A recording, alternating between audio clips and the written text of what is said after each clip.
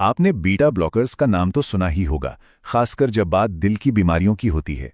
पर सवाल ये है कि ये दवाएं आखिर करती क्या हैं हमारे शरीर में। आज हम इसी गुत्थी को सुलझाएंगे और देखेंगे कि कैसे ये दवाएं हमारे दिल के लिए एक स्पीड कंट्रोलर का काम करती हैं। तो आज हम क्या क्या जानने वाले हैं। सबसे पहले तो ये कि ये दवाएं काम कैसे करती हैं। फिर हम ये देखेंगे कि डॉक्टर कैसे तय करते हैं कि कौन सी दवा सबसे सही है। और अंत में एक बहुत ही दिलचस्प रिसर्च की बात करेंगे जो पूरी कहानी में एक नया ट्विस्ट ले आती है। चलिए शुरू करते हैं। कहानी की जड़ें हमारे शरीर के एक बहुत ही बेसिक रिस्पॉन्स में हैं, जिसे हम कहते हैं फाइट और फ्लाइट, यानी लड़ो या भागो। होता क्या है कि जब भी हम किसी तनाव वाली सिचुएशन में होते हैं तो हमारा शरीर कुछ खास हार्मोन्स रिलीज करता है जो सीधा हमारे दिल पर असर डालते हैं। अब इसे ऐसे समझिए कि हमारे दिल पर ना छोटे छोटे ऑन स्विच लगे हुए हैं। इनका साइंटिफिक नाम है बीटा एड्रेनोसेप्टर्स। जब तनाव वाले हार्मोन्स जैसे कि एड्रेनलिन आते हैं तो वो इन्हीं स्विच को दबा देते हैं और नतीजा, दिल की धड़कन तेज हो जाती है। और यहीं पर एंट्री होती है बीटा ब्लॉकर्स की। इनका काम है इन ऑन स्विच को ब्लॉक कर देना। ठीक वैसे ही जैसे किसी कार के इंजन में एक गवर्नर लगा होता है जो उसे बहुत ज्यादा तेज होने से रोकता है। ये दवाएं भी हमारे दिल के लिए वही काम करती हैं, उसे ओवर रेव होने से बचाती हैं और उसकी स्पीड को कंट्रोल में रखती हैं। अच्छा, तो अब ये समझना बहुत जरूरी है कि सारे बीटा ब्लॉकर्स एक जैसे नहीं होते। जी नहीं, इनके काम करने के तरीके में एक बहुत बड़ा फर्क होता है और ये फर्क है सिलेक्टिव और नॉन सिलेक्टिव होने का। जो सिलेक्टिव दवाएं होती हैं, जिन्हें हम कार्डियो सिलेक्टिव भी कहते हैं, वो अपना निशाना सिर्फ और सिर्फ दिल पर मौजूद रिसेप्टर्स पर साधती हैं। दूसरी तरफ हैं नॉन सिलेक्टिव दवाएं। ये सिर्फ दिल पर ही नहीं बल्कि शरीर के दूसरे हिस्सों जैसे कि फेफड़े और धमनियों के रिसेप्टर्स पर भी असर करती हैं। और ये जो फर्क है ना, ये बहुत ज्यादा मायने रखता है। चलिए इसको थोड़ा और आसान बनाते हैं। देखिए, बीटा 1 यानी बीटा 1 रिसेप्टर्स ज्यादातर दिल और किडनी में होते हैं। वहीं बीटा 2 यानी बीटा 2 रिसेप्टर्स हमारे फेफड़ों की सांस की नलियों में पाए जाते हैं। और ये बीटा 2 रिसेप्टर्स बहुत ज़रूरी हैं क्योंकि ये हमारी सांस की नलियों को खुला रखते हैं ताकि हम आराम से सांस ले सकें। इस पॉइंट को ज़रा ध्यान में रखिएगा क्योंकि ये आगे की कहानी के लिए बहुत ज़रूरी है। तो सवाल ये उठता है कि इतनी सारी दवाओं में से डॉक्टर कैसे चुनते हैं कि किसी मरीज के लिए कौन सा बीटा ब्लॉकर बेस्ट रहेगा। इसके लिए वो कई चीजों पर गौर करते हैं, जैसे दवा कितनी असरदार है और हाँ, उसकी कीमत कितनी है। सबसे पहले कीमत पर ही नजर डालते हैं। अगर हम HSE के डेटा को देखें तो ये साफ नजर आता है कि बिसोप्रोलोल नाम की दवा बाकी दवाओं के मुकाबले काफी ज्यादा किफायती है। और जाहिर है, ये एक बहुत बड़ी वजह है कि डॉक्टर्स इसे अक्सर चुनते हैं। और ये जो कम कीमत है, इसका असर मार्केट में भी साफ साफ दिखता है। देखिए, 2015 में आइलैंड के अंदर बीटा ब्लॉकर्स के पूरे मार्केट का 60% हिस्सा, सोचिए 60%, अकेले बिसोप्रोलोल के पास था। मतलब ये कि ये दवा सबसे ज्यादा इस्तेमाल हो रही थी। तो कुल मिलाकर बिसोप्रोलोल के पॉपुलर होने के पीछे कई ठोस वजहें हैं। एक तो ये हार्ट फेलियर, एंजाइना और हाई ब्लड प्रेशर तीनों में काम आती है। दूसरा, इसे दिन में सिर्फ एक बार लेना पड़ता है, जो कि बहुत सुविधाजनक है। ये सबसे सस्ती भी है और इसके क्लिनिकल नतीजे भी काफी अच्छे रहे हैं। यहां तक तो सारी कहानी एकदम सीधी साधी लग रही है ना? लेकिन अब आने वाला है कहानी में एक बड़ा ट्विस्ट, क्योंकि जैसे ही हम उन मरीजों की बात करते हैं जिन्हें दिल की समस्या के साथ साथ अस्थमा भी है, पूरी की पूरी तस्वीर ही बदल जाती है। अब लॉजिक तो यही कहता है कि अगर किसी को अस्थमा है तो उसके लिए तो वही सिलेक्टिव बीटा ब्लॉकर सबसे सेफ होना चाहिए जो सिर्फ दिल पर काम करता है कि नहीं? आखिर उसका फेफड़ों से तो कोई लेना देना ही नहीं है, या है? मगर 2024 में आई एक नई रिसर्च ने इस पूरी की पूरी धारणा को ही हिलाकर रख दिया। इस स्टडी में जो बात सामने आई वो हैरान करने वाली थी। पता चला कि जिन सिलेक्टिव बीटा 1 ब्लॉकर्स को हम सेफ समझ रहे थे, अस्थमा का खतरा असल में उन्हीं से ज्यादा था। ये वाकई एक चौंकाने वाला खुलासा। और इस रिसर्च का सीधा सीधा मतलब क्या निकलता है वो यहां साफ है। वो दवा बिसोप्रोलोल जो अब तक सबसे पसंदीदा चॉइस थी, वो अब उन दवाओं की लिस्ट में आ गई है जिन्हें अस्थमा के मरीजों को अवॉइड करना चाहिए, जबकि कुछ दूसरी दवाओं को उनके लिए ज्यादा सुरक्षित पाया गया है। तो आखिर इस पूरी कहानी से हमें क्या सीख मिलती है? ये हमें एक बहुत ही जरूरी कॉन्सेप्ट की याद दिलाती है, और वो है पर्सनलाइज्ड मेडिसिन, यानी हर मरीज के लिए अलग और सटीक इलाज। तो चलिए आज की बड़ी बातें समेट लेते हैं। पहली बात, बीटा ब्लॉकर्स दिल के इलाज में बहुत अहम है। दूसरी, बेस्ट दवा जैसी कोई चीज नहीं होती, सही दवा मरीज पर निर्भर करती है। तीसरी, कार्डियो सिलेक्टिव का टैग हमेशा सबसे सुरक्षित होने की गारंटी नहीं देता। और सबसे अहम बात, रिसर्च और साइंस हमारी समझ को लगातार बेहतर बनाते रहते हैं। मतलब जो दवा लाखों लोगों के लिए रामबाण है, वो शायद किसी एक के लिए सही न हो। और आखिर में ये पूरी बात हमें मेडिसिन की एक बहुत गहरी सच्चाई बताती है कि यहाँ एक साइज सब पर फिट नहीं होता। सबसे सुरक्षित और सबसे अच्छा इलाज हमेशा वही होता है जो सिर्फ रिपोर्ट और बीमारी को देखकर नहीं, बल्कि उस इंसान को, उस मरीज को समझकर तय किया जाता है। नमस्ते। अच्छा, कभी सोचा है वो जो दवा की पत्ती होती है, उस पर इतने छोटे छोटे अक्षरों में क्या क्या लिखा होता है? आज हम गिनाओ इसी को समझने वाले हैं। हमारे पास है 8 and 25 का पैकेट और हम देखेंगे कि इस पर लिखी हर बात हमारी सेहत के लिए कितनी कितनी जरूरी है। हाँ, हम सब ने देखे हैं वो छोटे छोटे अक्षर, है ना? पर सच सच बताइए, कितनी बार हमने रुक कर ये सोचा है कि भाई इसका मतलब क्या है? देखिए, ये जानकारी हमारी सेहत के लिए बहुत ही जरूरी होती है, पर हम क्या करते हैं? बस नजरअंदाज कर देते हैं। तो चलिए आज इसी रहस्य से पर्दा उठाते हैं। तो ये है वो पैकेट जिस पर आज हम बात करने वाले हैं, 8 and 25। हम इसके हर हिस्से को, मतलब आगे पीछे जो भी कुछ लिखा है, उसे एक एक करके समझेंगे। मकसद बस इतना है कि अगली बार जब कोई भी दवा हाथ में आए ना, तो हम उसे बेहतर तरीके से समझ पाएं। चलिए तो शुरू करते हैं। सबसे पहला और सबसे जरूरी सवाल कि आखिर ये दवा है क्या, है ना? किसी भी दवा को पहचानने के लिए ये उसकी पहली और सबसे अहम जानकारी होती है। अच्छा, तो सबसे पहले जो चीज दिखती है वो है इसका ब्रांड नाम। ये है 1825 और इसे बनाने वाली कंपनी है जाइडस हेल्थकेयर लिमिटेड। ये वो नाम है जिससे हम इसे दुकान पे मांगते हैं या बाजार में पहचानते हैं। अब आती है एक मजेदार बात। पता है, ब्रांड का नाम और दवा का जो असली नाम होता है ना, वो अक्सर अलग अलग होते हैं। जैसे इस केस में जो चीज असल में काम कर रही है, जिसे हम कहते हैं एक्टिव इंग्रेडिएंट, वो है एटेनोलॉल और इसकी ताकत कितनी है? 25 मिलीग्राम। तो 1825 का सीधा सा मतलब हुआ एटेनोलॉल 25 मिलीग्राम। सिंपल। चलिए अब इस पैकेट की एक बहुत ही खास बात देखते हैं। एक ऐसा डिजाइन जो इसे वाकई यूजर फ्रेंडली बनाता है। मतलब मरीज की सुविधा के लिए ही इसे बनाया गया है। जरा इस पर गौर कीजिए। पत्ती के पीछे देखिए, हफ्ते के दिन छपे हुए हैं, संडे, मंडे, ट्यूसडे। देखा? इसीलिए इसे पेशेंट फ्रेंडली पैक कहते हैं, मतलब मरीज के लिए एक मददगार पैक। और इसका फायदा बहुत सीधा और सिंपल है। इससे ये याद रखना एकदम आसान हो जाता है कि आज की गोली खाई या नहीं। ये लगता तो एक छोटा सा बदलाव है, पर सोचिए दवा का पूरा कोर्स करने में ये कितनी बड़ी मदद करता है। ठीक है, अब आते हैं एक बहुत ही प्रैक्टिकल लेकिन बेहद जरूरी बात पर। वो है दवा को रखने का सही तरीका। देखिए, दवा को सही से स्टोर करना उतना ही जरूरी है जितना उसे टाइम पर खाना, तभी तो उसका असर बना रहेगा। पैकेट पे देखिए, साफ साफ लिखा है, पहली बात, इसे 25 डिग्री सेल्सियस से कम तापमान पर रखना है। दूसरी, सूखी जगह पर। और तीसरी, रोशनी से बचाकर। क्यों? क्योंकि गर्मी, नमी और सीधी धूप दवा को खराब कर सकती हैं। और हाँ, सबसे जरूरी बात, इसे हमेशा बच्चों की पहुंच से दूर रखना है। चलिए अब हम इस पैकेट की सबसे, और मैं कहूंगा सबसे जरूरी जानकारी की तरफ बढ़ते हैं। ये एक ऐसी वार्निंग है जिसे हमें किसी भी हालत में नजरअंदाज नहीं करना चाहिए। ये देखिए, ये लाल रंग का डिब्बा। याद रखिए, जब भी किसी दवा के पत्ते पर ऐसा लाल बॉक्स दिखे तो तुरंत समझ जाइए कि ये एक गंभीर चेतावनी है। ये हमें ये बता रहा है कि इस दवा का इस्तेमाल बहुत ज्यादा सावधानी से करना है। तो सवाल ये है कि इस लाल बॉक्स का मतलब क्या है?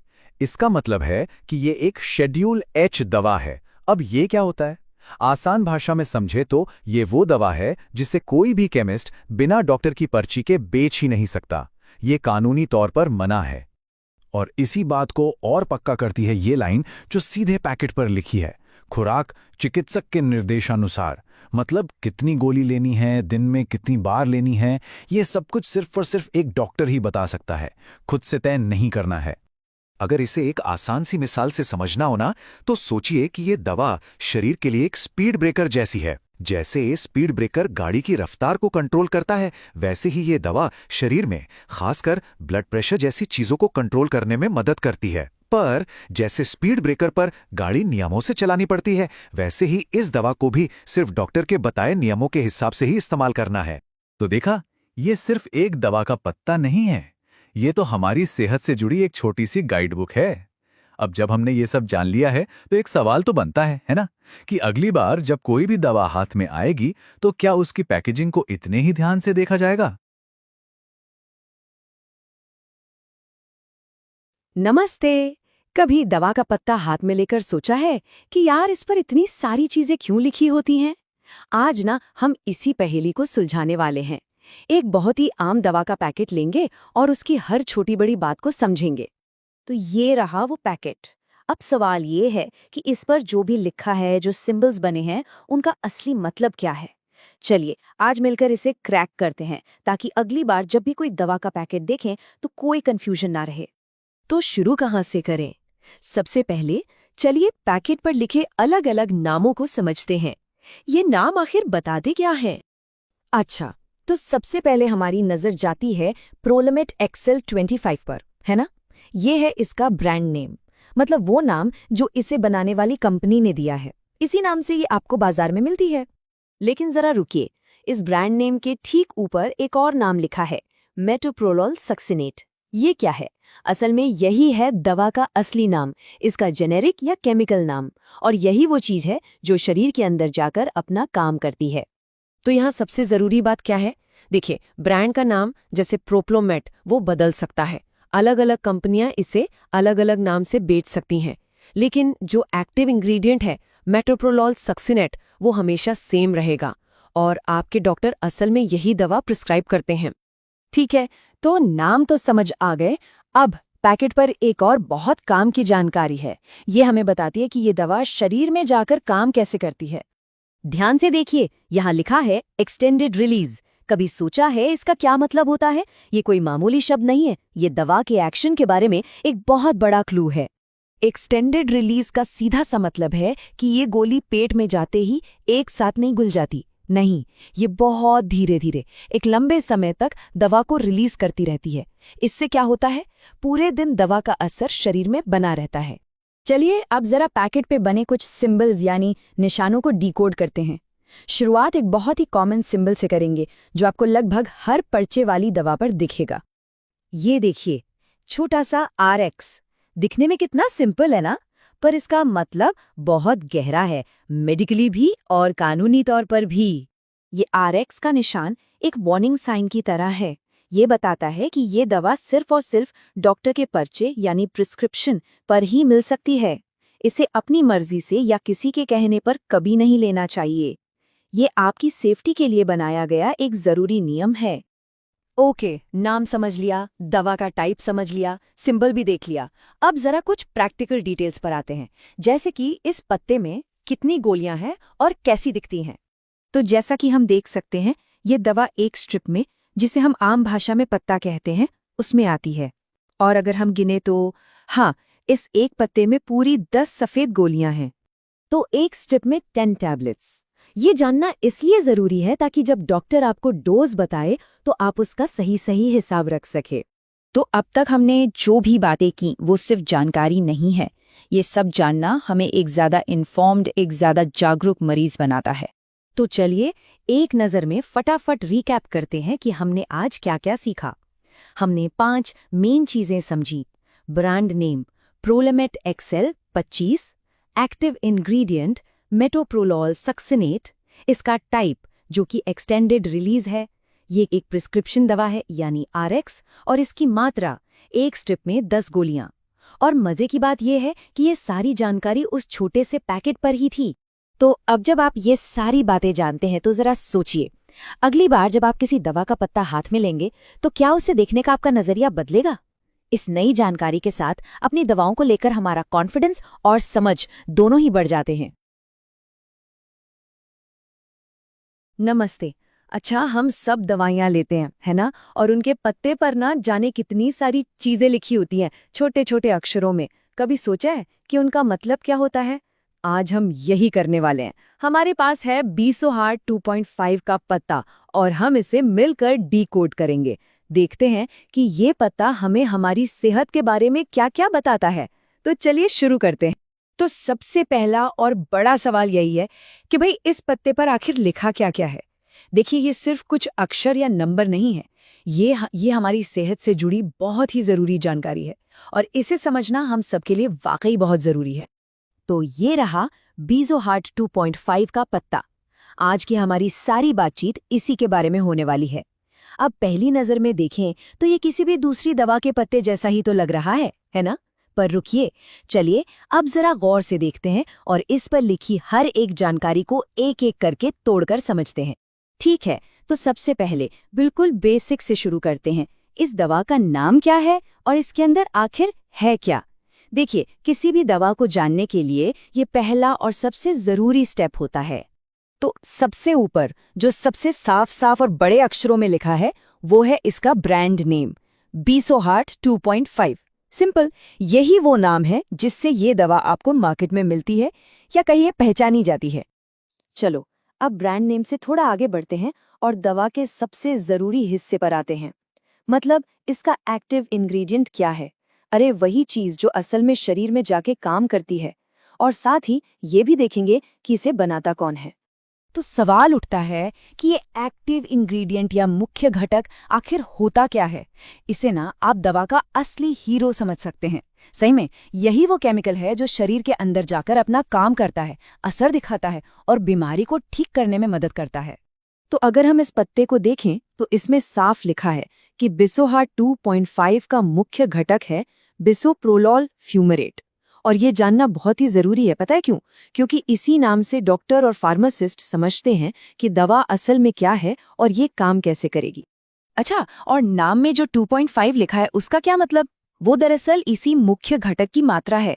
मतलब हर एक गोली में 2 मिलीग्राम बिसोप्रोलोल फ्यूमेरेट है। इसी को दवा की स्ट्रेंथ या ताकत कहते हैं और जाहिर है इसका इलाज पर सीधा असर पड़ता है। और इसे बनाया किसने है? पत्ते पर लिखा है मैनकाइंड फार्मा लिमिटेड। अब आप सोचेंगे कंपनी का नाम जानना क्यों जरूरी है? जरूरी है क्योंकि इससे हमें दवा की क्वालिटी और उसके असली होने का एक भरोसा मिलता है।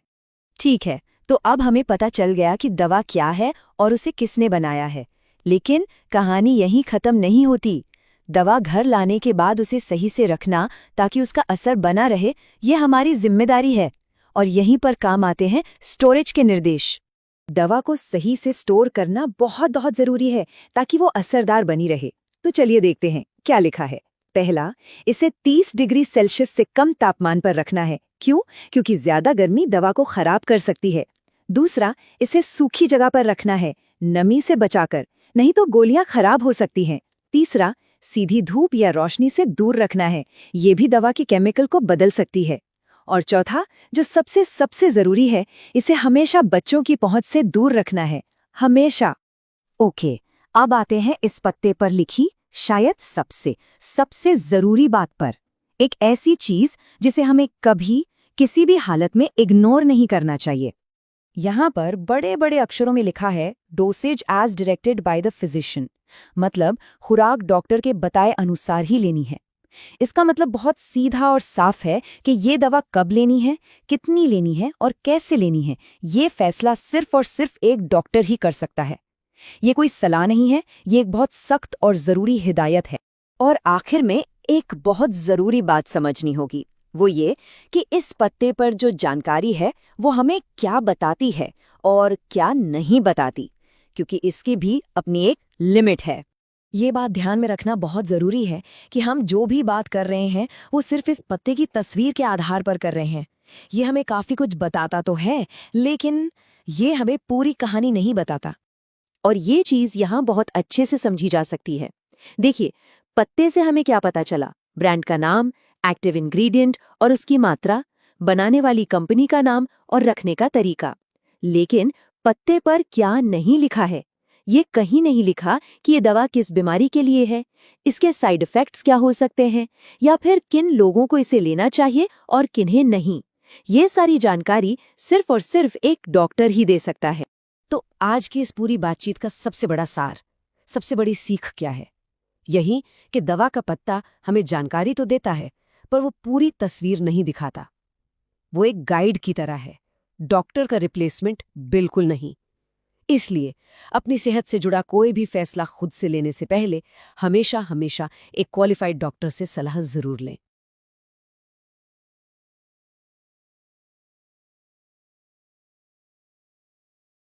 नमस्ते। कभी दवा का पत्ता हाथ में लेकर सोचा है कि अरे इस पर इतनी सारी चीजें लिखी हैं, इनका मतलब क्या है? अपनी सेहत का ध्यान रखने के लिए ये समझना बहुत जरूरी है। तो आज हम यही करने वाले हैं। हम निमिकार्ड 5 की पैकेजिंग को उठाएंगे और देखेंगे कि उस पर लिखी हर एक बात का क्या मतलब है। ये हमारी सेफ्टी और दवा के सही असर के लिए, आप जानते हैं, बेहद जरूरी है। तो चलिए शुरू करते हैं। एक एक करके हम निमिकार्ड 5 के इस लेबल की हर परत को खोलेंगे और देखेंगे कि इसमें कौन कौन सी जरूरी बातें छुपी हुई हैं। अच्छा, तो सबसे पहला और सबसे जरूरी सवाल, इस टैबलेट के अंदर आखिर है क्या? मतलब ये बनी किस चीज से है, इसकी बनावट क्या है? देखिए, पैकेट पर सबसे बड़ा बड़ा क्या लिखा है? निमिकार्ड 5। ये है इसका ब्रांड नेम, मतलब वो नाम जिससे कंपनी इसे मार्केट में बेचती है। लेकिन ये नाम इसके अंदर की असली दवा से अलग होता है। ये बस एक पहचान है।